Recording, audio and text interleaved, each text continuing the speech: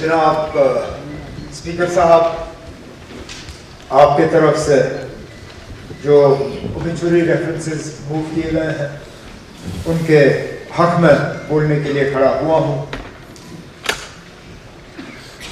जैसे आपने खुद कहा, लिस्ट बहुत लंबी है।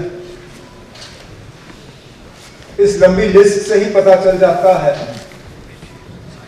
कि हमारे काम में कितना बड़ा लंबा एक गैप रहा। 2018 में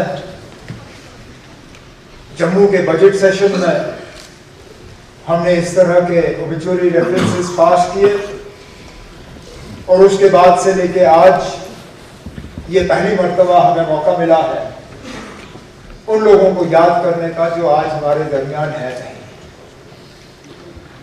57 ऐसे महान हैसियत जिनमें साबका इस मुल्क के सदर, वजीर आजम, स्पीकर और फिर जम्मू कश्मीर से जुड़े हुए हमारे साबका governor, member parliament, MLAs, MLCs.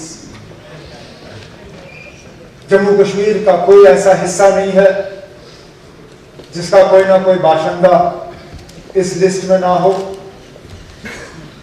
हर मजहब, हर तबके से, बल्कि शायद ये आखिरी बार ऐसा लिस्ट होगा, क्योंकि इसके बाद जम्मू कश्मीर का वो हिस्सा हमारे साथ रहा नहीं जिसके हवाले से यहाँ पे एक्स एमएलएज, एमएलसीज जो है गिने गए, लगाकर करगिल, उनके भी नुमाइंदे आज इस लिस्ट में है। लेकिन एक दिन ऐसा आएगा जब उनका जिक्र यहाँ शायद होगा नहीं, क्योंकि अब वो हमारे हिस्से में रहे नहीं। अब जब ये लिस्ट हमारे सामने आई, और आपने सही कहा, हर किसी के बारे में हम यहाँ पे जिक्र कर नहीं सकते। मैं फिर अपनी जगह सोचने लगा कि किसके बारे में बात करूं और किसके बारे में नहीं। तो सोचा चलिए मैं उनका जिक्र करूंगा जिनको मैं जानता था या जिनके साथ मैंने काम किया। फिर जब लिस्ट देखा, पढ़ना शुरू किया, तो कोई 45 ऐसे नाम सामने आए जिनको मैं जाती तौर या तो जानता था या जिनके साथ मैंने काम किया। तो फिर वो भी मुमकिन नहीं हुआ। तो आपकी तरह और लीडर ऑफ द ऑपोजिशन की तरह मैं 2-3 जो अहम शख्सियात हैं उनके बारे में जिक्र करके फिर बाकी जो है ओवरऑल जो ओबिचुरी रेफरेंसेस हैं उसके हवाले से करें। साहब सदर जनाब प्रणब मुखर्जी साहब, उनकी जिंदगी की तरफ हम देखें तो बहुत कुछ सीखने को मिलता है।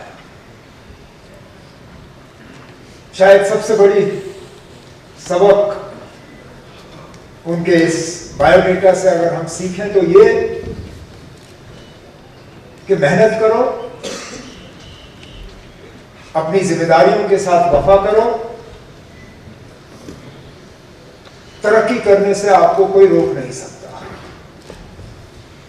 आपको अपना हक जो है किसी ना किसी तरीके से मिल ही जाएगा।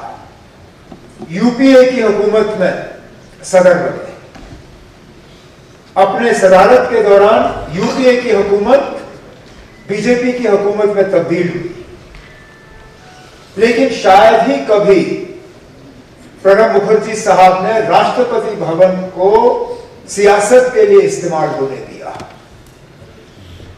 मुझे तो याद नहीं है कहीं भी बीजेपी की तरफ से या उस वक्त हुकूमत की तरफ से राष्ट्रपति भवन या प्रणब मुखर्जी साहब पे किसी ने उंगली उठा के ये कहा हो कि प्रणब मुखर्जी साहब क्योंकि कांग्रेस के बने हुए या यूपीए के बने हुए सदर हैं, उन्होंने वो सियासत राष्ट्रपति भवन में होने दी। उन्होंने प्रेसिडेंट ऑफ इंडिया के ओहदे को और राष्ट्रपति भवन को सियासत से पूरी तरह से अलग रखा। जो कि आज के दौर में हम बहुत कम लोगों के बारे में कह सकते हैं। जनाब अटल बिहारी वाजपेयी साहब, जिनको भारत रत्न से नवाजा गया, इस मुल्क के वजीर आजम रहे 2 बार। मुझे जाती तौर उनके साथ काम करने का मौका मिला। 3 साल MOS के तौर पे मैं उनके साथ रहा।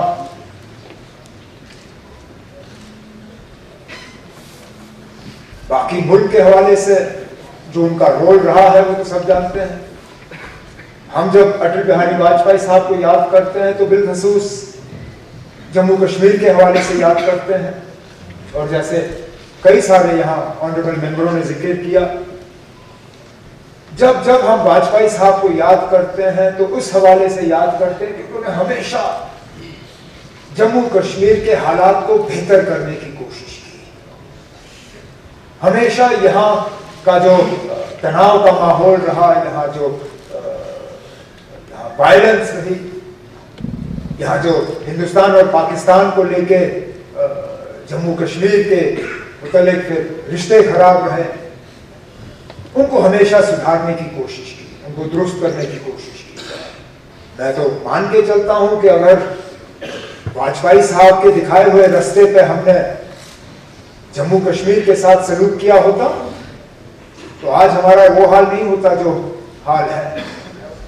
लेकिन चलिए, वो नहीं रहे, उनका दिखाया हुआ रास्ता याद नहीं रहा। उन्होंने जो नक्शा एक हमें छोड़ के दिया था, उस नक्शे को हमने छोड़ दिया। लेकिन जम्मू कश्मीर को लेके वाजपेयी साहब के जो इरादे थे, उनसे शायद इख्तिलाफ करना हमारे लिए बहुत मुश्किल होगा। सोमनाथ चैटर्जी साहब, वो स्पीकर थे जब मैं हाउस में मेंबर था, और मुझे अच्छी तरह से वो दिन याद है। न्यूक्लियर बिल को लेके जब लेफ्ट पार्टीज अलायंस छोड़ के चले गए, उस वक्त उनकी अपनी पार्टी के तरफ से बहुत दबाव था उनके ऊपर कि वो स्पीकरी छोड़ के अपनी पार्टी के साथ जुड़ जाए। लेकिन बिल्कुल जैसे तारिगामी साहब ने कहा, मुझे अच्छी तरह से याद है क्योंकि मैं हाउस में मौजूद था। उन्होंने यही कहा मैं CPM का स्पीकर नहीं हूं, मैं लोकसभा का स्पीकर हूं। लोकसभा ये तय करेगी कि मैं स्पीकर रहूं या ना रहूं। CPM ये तय नहीं करेगी कि मैं स्पीकर रहूं या ना। और उसके बाद वो दोबारा कभी पार्लियामेंट में आए नहीं, इस बात के बावजूद, जैसे हमारे साथी ने हमें याद दिलाया, कांग्रेस उनको सीट देने के लिए तैयार थी। ने कहा था कि आप आइए, जिस भी सीट से आप लड़ना चाहें, हम आपको पार्लियामेंट में वापस देखना चाहते हैं। उन्होंने कहा नहीं, मेरी पार्टी ने जरूर मेरे साथ रिश्ता तोड़ा होगा, लेकिन मैंने अपना रिश्ता अपनी पार्टी के साथ नहीं तोड़ा है। मैंने जितना वक्त पार्लियामेंट में गुजारना था मैंने गुजारा। एक मिसाल है, जैसे मैंने कहा, गवर्नर से लेके MLA MLCs तक इतने सारे नाम, और उनमें से कई सारे जिनके साथ मैंने खुद काम किया। अब एक एक का मैं जिक्र कर नहीं सकता, लेकिन एक साथी का जिक्र किए बिना शायद रहूंगा तो गलत होगा, क्योंकि वो सिटिंग मेंबर रहे इस हाउस के, और मुझे लगता है सिटिंग मेंबर की अपनी ही एक हैसियत होती है। उसके साथ साथ वो एक ऐसे सिटिंग मेंबर थे जिनके साथ बहुत करीबी काम करने का मौका मुझे हासिल हुआ। शायद आप में से कोई ऐसा नहीं है जिसने देवेंद्र के साथ इतनी नजदीकी से काम किया हो जितना मैंने। मुझे सियासत में 25-26 साल हो गए, जिसमें से 19-20 साल तो मैंने देवेंद्र के साथ गुजारे। नेशनल कॉन्फ्रेंस का सदर बना 2002 में, तो देवेंद्र मेरे साथ मीडिया एडवाइजर के तौर पे आए।